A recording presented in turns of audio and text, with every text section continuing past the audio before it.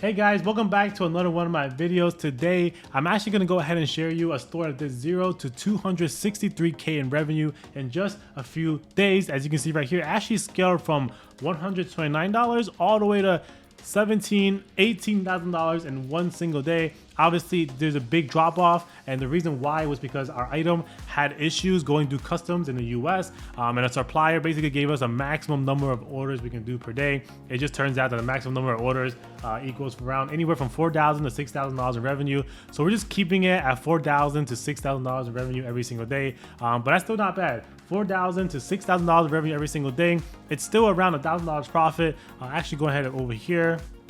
So yeah, this is yesterday's data because today's data is not complete yet. Yesterday we got 4.7K in sales and we made $1,000 profit. $1,000 a day times 30 days in a month. We're still making around $30,000 a day, which is not bad. Unfortunately, there is a customs issue with the supplier. If there wasn't, I feel like we could have kept it at $20,000 every single day for a pretty long time. Anyways, we're not going to go ahead and dwell on something we can't control, but I am going to go ahead and show you guys how exactly I went from $129 all the way to $18,000 per day. Now, full disclosure, this is actually my student store. If you don't know already, I had a student on my channel. His name was Danny, and he's actually a complete Shopify beginner, and it only took him a month to get a store from 0 all the way to 18K a day from watching my course, from talking to me, from joining my Discord. He actually had a student spotlight on my Discord. So if you're interested, my course and my Discord are down below. I'm pretty active on the Discord. I'm there every single day. And also, obviously, he watched my course step by step, and he used every strategy for my course to be able to scale to 18K per day.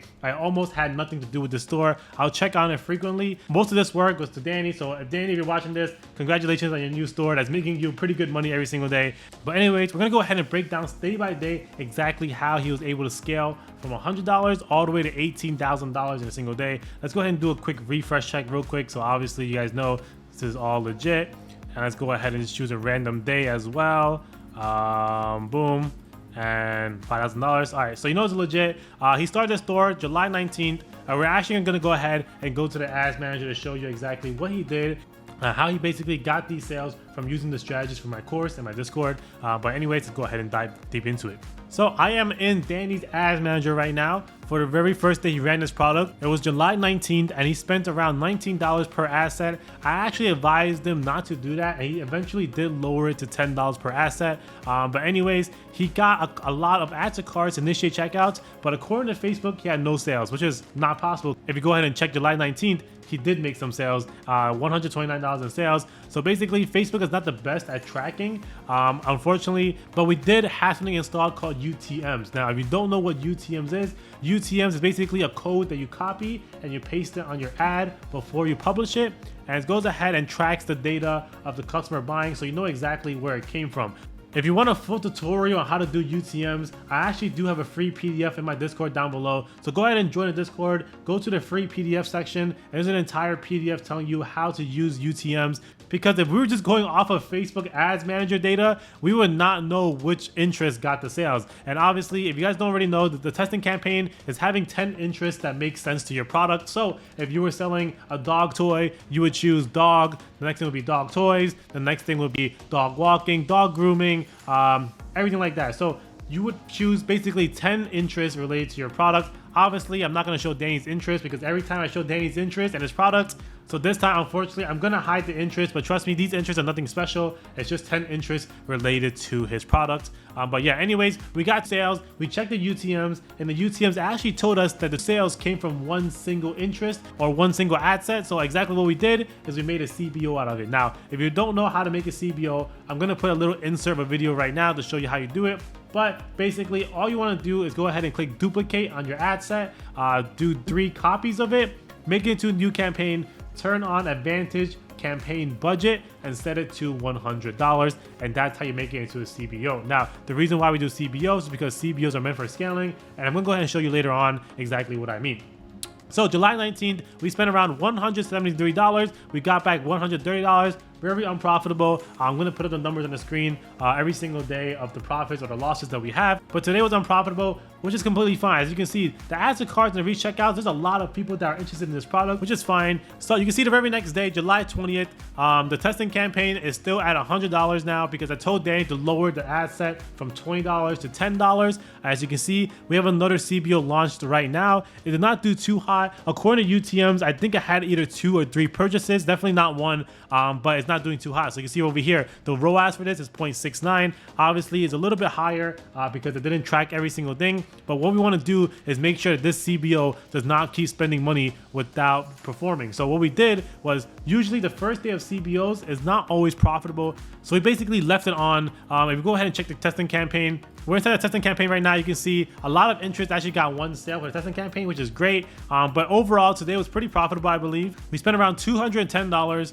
and going to July 20th, we got back $439, which is basically a 2.1 ROAS, which is basically profitable because this product, the break-even ROAS is around 1.35 to 1.4. So anything above that is profitable. What we decided to do the next day is basically go ahead and leave everything the same. As you can see right here, go to amount spent. We left it the same. The testing campaign still spent around $100. The CBO spent around $100, but actually the next day was pretty profitable, I believe. July 21st, you can see right here, $779, and we only spent $195, which is basically like a really good ROAS. We kept it the same. Now, what happens when you get a really good ROAS? You want to go ahead and pour more money into Facebook.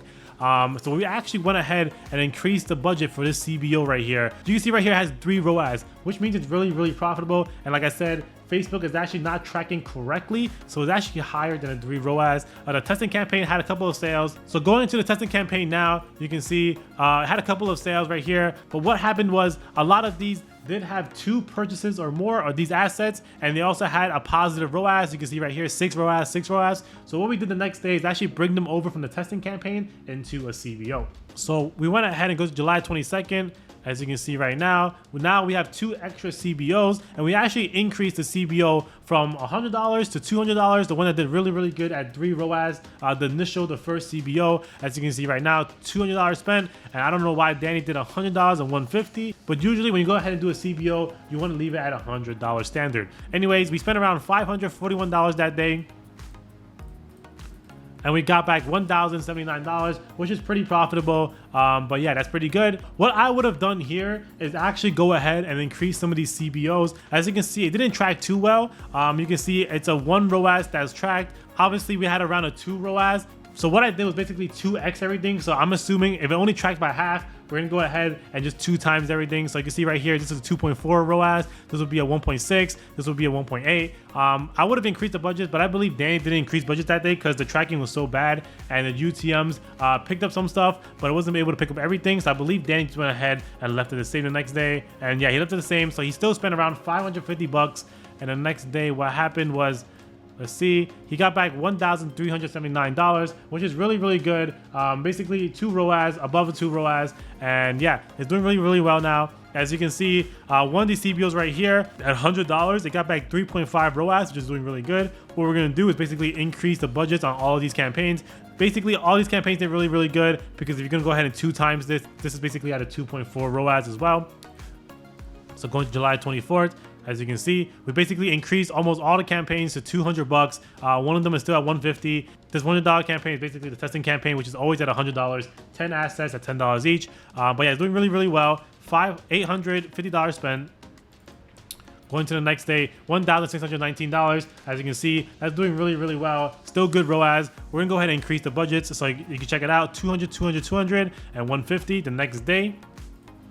We basically doubled the budgets, 400, 400, 300, 200. And this is actually a new CBO. So what happens is when you're in a testing campaign and another interest or asset starts doing well, you want to go ahead and duplicate it over into a CBO because it's obviously doing well in the testing campaign. You want to go ahead and try it out in the CBO. Now, I don't know why it's a $300 CBO. It should have been $100. But anyways, Danny was a beginner, so it's fine. He makes mistakes. This is basically it right now. We spent $1,400 that day, July 25th. Going to July 25th, and we got back $2,219, which is basically not too well. It was a 1.5 ROAS, which is basically pretty close to break even. And what Danny did was something I actually didn't agree with. I told him to go ahead and leave it the same, but he was scared that he's going to lose more money the next day if it performs under his break even ROAS. So he went ahead and lowered all the budgets, which is something I didn't advise to. I told him to leave it the same, but I guess it is kind of nerve-wracking when you're spending $1,500 a day and you might lose money tomorrow. But going to July 26th, he did half all the budgets, as you can see, except for one actually. This one, he actually raised it. So you can see this CBO right here actually performed really well at 1.94, and he raised this one to 600, and everything else he kind of cut in half. So let's just see what happens the next day. As you can see, boom, he actually raised a $400 CBO to a $600 daily CBO, but he cut I believe 1 or 2 CBOs, and he basically lowered everything else back to $100 because he was pretty scared. Anyways, he spent $881 that day, and he got back, drum roll please, $2,219, basically the same amount of revenue as the day before, but he spent half the money, which is awesome. But yeah, that's really good. This is almost a 2.5 ROAS, so really profitable. And what happens when you're really profitable? You want to go ahead and increase the budgets. So that's exactly what we did. We basically doubled every single budget. As you can see, the last day we spent $800, now we're spending $1,600. So going to July 27th, $1,600, it got back $2,800, which is still pretty profitable. I believe that's around a 1.8 ROAS, which means it's still above the break even. Now, it's not the 2 ROAS that I'm hoping for, but it's making money, so why not? That's exactly what we did. Now, because it wasn't a 2 ROAS at first, I don't think we went ahead and raised any budgets. So you can see right here, 1.6K in spend. The next day, I don't think we did too much. Yep, it's the same thing, 1.68 the next day. And the next day right here, July 28th, was actually a really bad day. As you can see, $1,900 in sales, but we spent 1,600, almost 1,700. So this is pretty close to a 1 ROAS, means he's really unprofitable. And now, remember the first time when Danny almost lost money, but he really didn't? He basically halved his budgets. He was trying to do that again, but obviously based off my experience, I know that things can pick right back up even if you don't have budgets. Sometimes Facebook is just inconsistent for 1 or 2 days, but he trusted me. He basically didn't do anything. So the next day, as you can see right now, he still spent the exact same amount, $1,688, but something very different happened the next day, I believe. Boom, $3,300. What did he do? Nothing. He just left it on, because I know Facebook sometimes are inconsistent. He really wanted to go ahead and half his budgets, because I advised him not to. Now, by the way, if you don't have your budgets and you leave it on the same, if it's not doing well the next day, you can go ahead and start killing the campaigns. You don't have to leave it on for the entire day. But anyways, $3,300 in sales, and we used 1,688. That's really good. That's basically a 2 ROAS. That's pretty profitable. So we are now basically doubling budgets. And by the way, if you check the purchase ROAS over here, even though it is not tracking correctly, it's still doing pretty good, as you can see. So every CBO right now is above the 2 ROAS, which is great. So what you want to do is go ahead and increase the budgets. I would increase it from 300 to 500, 200 to 400, 100 to 250, 1,000. It doesn't really matter how much you increase it by. I personally just recommend increasing something at least 50% to 2 times. Okay, so at this point, you're probably wondering what the hell is he scaling by? How come Danny is just increasing by random budgets? I have a little chart for you. It's just a little guideline. For this guideline, we're going to go ahead and use the break-even ROAS as 1.5, and also your CBO is probably under 1K daily in order to do this. Now, after 1K daily, theoretically, you can increase it by however much you want, however much you're willing to risk. But right here, basically, if you have a CBO that's over 2 ROAS, I always suggest you to double the budget. If it's 1.8 to 1.9, I suggest you to go ahead and do 50% or even 2x budget. 1.7 to 1.8 ROAS, you want to go ahead and go with a 50% budget increase. So if your CBO is at $500, you would increase it by 250, making the total at 750. 1.3 to 1.6, you're almost breaking even, a little bit profitable, breaking even, or a little bit unprofitable. Go ahead and just leave it alone. Don't touch it for a day or two. Let's see what happens to it. If it's anywhere from 0 to 1.2 ROAS, I would say go ahead and kill that CBO. So you always want to judge a CBO by itself. Obviously, you might have 2, 3, 4 CBOs, and you always want to judge it based off of this thing right here. Now, I'm saying right now, this is just a guideline. You don't have to follow it to the T. If you're not willing to risk that much, if you have a 2 ROAS and you don't want to go ahead and double it, you can go ahead and do it 50% if you want.